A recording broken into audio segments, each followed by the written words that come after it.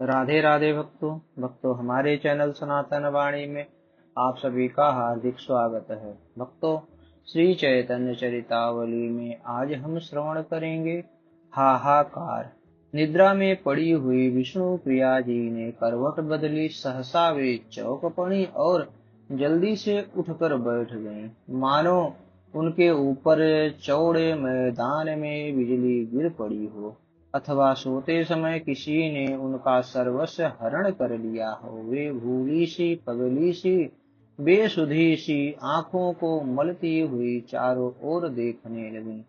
उन्हें जागते हुए भी स्वप्न का सा अनुभव होने लगा। वे अपने हाथों से प्रभु की शैया को टटोलने लगी, किंतु अब वहां था ही क्या। शुभ तो पिजड़ा परित्याग करके वनवासी बन गया। अपने प्राणनाथ को पलंग पर न पाकर विष्णु प्रिया जी ने जोरों के साथ चित्कार मारी और हा नाथ, हा प्राण प्यारे, मुझ दुखनी को इस प्रकार धोखा देकर चले गए। यह कहते कहते जोरों से नीचे गिर पड़ी और ऊपर से गिरते ही बेसुध हो गईं। उनके क्रंदन की धुनी सची माता के कानों में पड़ी। उनकी उस करुण क्रंदन से बेहोशी दूर हुई। वहीं पड़े पड़े उन्होंने कहा, बेटी बेटी, क्या मैं सचमुच लुट गई? क्या मेरा इकलौता बेटा मुझे धोखा देकर चला गया? क्या वह मेरी आंखों का तारा निकल कर मुझ विधवा को इस वृद्धावस्था में अंधी बना गया? मेरी आंखों के दो तारे थे, एक के निकल जाने पर सोचती थी एक आंखों से ही काम चला लूंगी। आज तो दूसरा भी निकल गया। अब मुझ अंधी को संसार सूना ही सूना दिखाई पड़ेगा। अब मुझ अंधी की लाठी कौन पकड़ेगा? बेटी विष्णु प्रिया बोलती क्यों नहीं? क्या निमाई सचमुच चला गया? विष्णु प्रिया बेहोश थीं। उनके मुखों से आवाज ही नहीं निकलती थी। वे सास की बातों को न सुनती हुई जोरों से रुदन करने लगी। दुखनी माता उठी और लड़खड़ाती हुई प्रभु के शयन भवन में पहुंची। वहां उसने प्रभु के पलंग को सूना देखा। विष्णु प्रिया नीचे पड़ी हुई रुदन कर रही थी। माता की अधीरता का ठिकाना नहीं रहा। वे जोरों से रुदन करने लगी, बेटा निमाई, तू कहाँ चला गया? अरे अपनी इस बूढ़ी माता को इस तरह धोखा मत दे। बेटा तू कहाँ छिप गया है? मुझे अपनी सूरत तो दिखा जा बेटा। तू रोज प्रातः काल मुझे उठाकर प्रणाम किया करता था, आज मैं कितनी देर से खड़ी हूँ, उठकर प्रणाम क्यों नहीं करता? इतना कहकर माता दीपक को उठाकर घर के चारों ओर देखने लगी, मानो मेरा निमाई यहीं कहीं छिपा बैठा होगा। माता पलंग के नीचे देख रही थी, बिछौना को बार बार टटोलती, मानो निमाई इसी में छिप गया। वृद्धा माता के दुख के कारण कांपते हुए हाथों से दीपक नीचे गिर पड़ा और वे भी विष्णु प्रिया के पास ही बेहोश होकर गिर पड़ी और फिर उठकर चलने को तैयार हुई और कहती जाती थी, मैं तो वहीं जाऊंगी जहाँ मेरा निमाई गया होगा।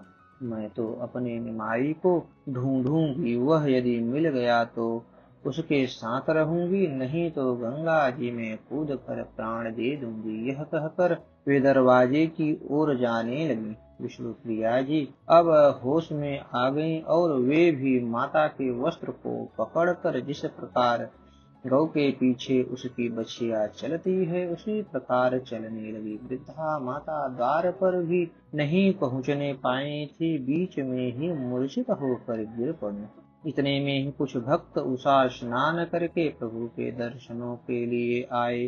द्वार पर माता को बेहोश पड़े देखकर भक्त समझ गए कि महाप्रभु आज जरूर चले गए। इतने में ही नित्यानंद, गदाधर, मुकुंद, चंद्रशेखर, आचार्य तथा श्रीवास आदि सभी भक्त वहां आ गए।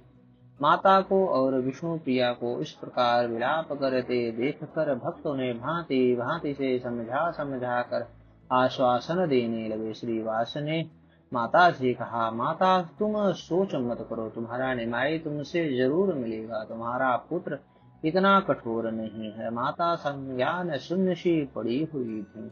नित्यानंद जी ने माता को अपने हाथ से उठाया, उनके संपूर्ण शरीर में लगी हुई धूलि को अपने वस्त्रों से पोंछा और उन्हें धैर्य दिलाते हुए वे कहने लगे, माता तुम इतना शोक मत करो, हमारा हृदय फटा जाता है। हम तुम्हारे दूसरे पुत्र हैं। हम तुमसे शपथ पूर्वक कहते हैं, तुम्हारा निमाई जहाँ भी कहीं गया होगा, वहीं से लाकर हम उसे तुमसे मिला देंगे। हम अभी जाते हैं। नित्यानंद जी की बात सुनकर माता ने कुछ धैर्य धारण किया। उन्होंने रोते रोते कहा, बेटा मैं निमाई बिना जीवित न रह पाऊंगी। तुम कहीं से भी उसे ढूंढ कर ले आ, नहीं तो मैं विष खाकर या गंगा जी में कूद कर अपने प्राणों का परित्याग कर दूंगी। नित्यानंद जी ने कहा, माँ इस प्रकार के तुम्हारे रुदन को देखकर हमारी छाती फटती है, तुम धैर्य धरो, हम अभी जाते हैं। यह कहकर नित्यानंद जी ने श्रीवास पंडित को तो माता तथा विष्णु प्रिया जी की देख रेख के लिए वहीं छोड़ा। वे जानते थे कि प्रभु पटवा कंठक नगर में स्वामी केशव भारती से संन्यास लेने की बात कर रहे थे। अतः नित्यानंद जी अपने साथ वक्रेश्वर, गदाधर, मुकुंद और चंद्रशेखर आचार्य को लेकर गंगा पार करके कटवा की ओर चल पड़े। अस्तु भक्तों, हमारी यह कथा आपको कैसी लगी?